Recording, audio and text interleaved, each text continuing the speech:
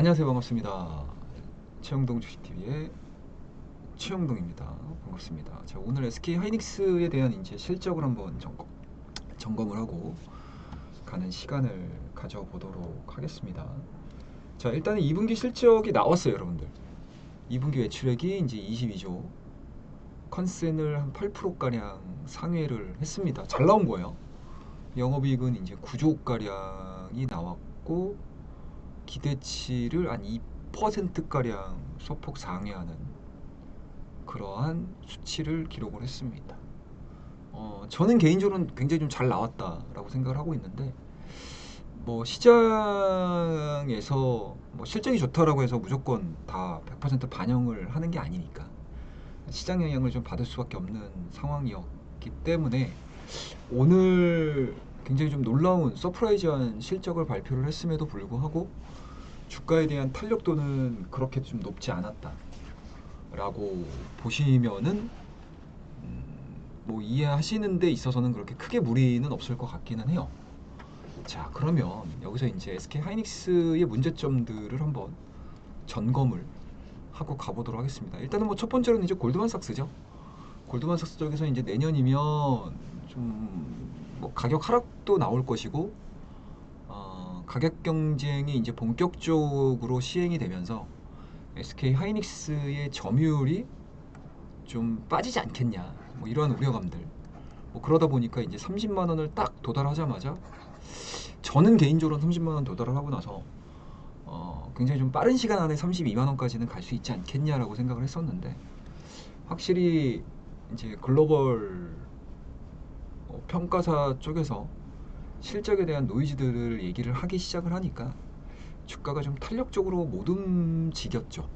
그리고 이제 시장도 마찬가지로 이제 3,200선에서 묶여 있는 상황이었다 보니까 시총 상위 쪽에 있는 종목군들이 제대로 된 상승을 못 보여줘요.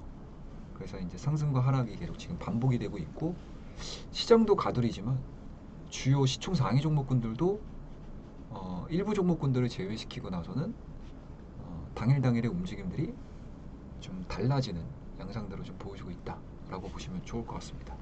자, 그러면 이제 개별적인 이슈들은 뭐가 있냐, 이거를 좀 체크를 하셔야 될 것 같은데, 일단은 시장에서 우려하는 거는 한 세 가지 정도로 정리를 할 수 있을 것 같아요. 첫 번째는 뭐죠? 삼성전자가 이제 HBM 밸류체인 안으로 들어온다라는 거죠. 그리고 이제 두 번째는 뭐죠, 여러분들? 생각했던 것보다 이제 HBM4죠, 여러분들. 다음 공정으로 넘어가게 되면 이 HBM4의 가격 자체가 그렇게 시장에서 기대했던 것만큼 좀 높지는 않을 수 있다. 뭐 이런 거죠. 그러니까 쉽게 말씀드려서 HBM4에 대한 이제 프리미엄 자체가 뭐 시장에서는 100을 예상을 했다라고 하게 되면 지금은 한 50 정도로 굉장히 좀 많이 낮아져 있는 그런 상황들입니다. 근데 이게 뭐가 문제냐라고 생각을 하실 텐데, 일단은 HBM3E 대비해서 제조 원가 자체가 40% 정도가 이상이 좀 증가가 돼요. 근데 제대로 된 시장에서에 대한 가격 책정이 안 됐었을 때 오는 뭐 영업이익률의 뭐 감소세 뭐 이런 부분들을 시장에서는 좀 우려하는 게 아닌가라고 생각을 하고 있습니다. 뭐 이게 지금 시장에서 마이너스 요인으로 작용이 되고 있는데, 뭐 저는 개인적으로 그렇게 생각을 해요. 일단은 마이크론 쪽에서도 제대로 된 생산 능력을 갖추는 데 있어서는 시간이 굉장히 좀 많이 걸릴 거라고 생각을 하고 있고요. 그리고 HBM 시장 내에서 삼성이 얼마나 빨리 진입을 할 수 있을까? 지금 이제 막 기사화되고 있는 내용들이 뭐냐면 엔비디아하고 이제 AMD, 엔비디아하고 이제 AMD의 이제 샘플 납품을 하고 있잖아요. 지금 벌써 HBM3 시장에 진입을 한다라는 얘기, 엔비디아 밸류체인 안으로 들어온다라는 이야기들을 상당히 오래전서부터 해왔잖아요. 뭐 언젠가는 들어오겠죠. 근데 지금 당장 하반기에 뭐 빠르게 성과가 나오기에는 조금 좀 더 될 수 있지 않을까? 조금은 좀 더 될 수 있지 않을까라고 저는 개인적으로 생각을 해요. 뭐 그럼에도 불구하고 이익률에 대한 하락 부분들이 좀 나온다 하더라도 적어도 내년 상반기까지는 SK 하이닉스의 독주 체제는 당분간 좀 지속이 될 수 있지 않을까라고 생각을 하고 있습니다. 그래서 만약에 SK 하이닉스에 대한 주가 조정 자체가 조금 더 이어진다라고 하게 되면 지금 수준보다는 오히려 올해 거의 하반기 넘어가게 되면 그때 이제 정점에 대한 고민들을 해 봐도 되는 시기이지, 지금의 시기에서 SK 하이닉스의 경쟁력에 대해서 의구심을 가지면서 주가를 끌어내는 데 있어서는 저는 개인적으로는 시기적으로 좀 너무 빠르지 않냐라고 생각을 하고 있습니다. 그래서 개인적으로는 뭐 기간 조정이 당분간은 좀 이어질 수는 있겠지만 주가에 대한 탄력도 자체가 아예 하방으로 자리 잡기에는 아직은 확인을 해야 될 거리들이 너무나 많다라고 저는 개인적으로 생각을 하고 있어요. 그래서 오늘 실적 발표를 좀 보면서 좀 아쉬운 것도 있었고, 또 우려되는 부분들을 아직까지도 시장에서는 좀 고민을 많이 하고 있구나 정도? 좀 점검을 해볼 수 있는, 중간 평가를 좀 해볼 수 있는 실적 시즌이었다라고 저는 개인적으로는 생각을 하고 있습니다. 그래서 최근에 수급들을 좀 보시면 아시겠지만 오늘 같은 경우도 외국인들 수급 들어왔어요. 한 37만 9천 주 정도 들어왔고, 기관이 좀 매도가 많았고, 그리고 개인들이 오늘 한 30만 주 정도 매도를 하면서, 수급을 한번 보여드릴까요? 한 30만 주 정도 좀 매도를 하면서 그동안에 이제 굉장히 좀 저가에서 매수를 되게 많이 했거든요. 개인들 같은 경우는. 그리고 30만 원대 정점을 찍고 나서 계속 매수가 들어오기는 했어요. 그래서 지금 구간에서 약간은 좀 대형주 포지션 쪽에서 좀 빠져나오고 싶어하는 물량들이 오늘 출회가 이루어지면서 외국인들이 좀 순매수가 잡혔고, 그리고 기관들 같은 경우 지금 연속적인 매수세를 좀 못 보여주고 있는 상황이라서 약간은 좀 단기적으로 놓고 봤었을 때 좀 기간 조정이 예상을 해볼 수는 있지만, 지금 상황에서 목표가를 낮추는 거는 좀 너무 시기상조가 아닐까?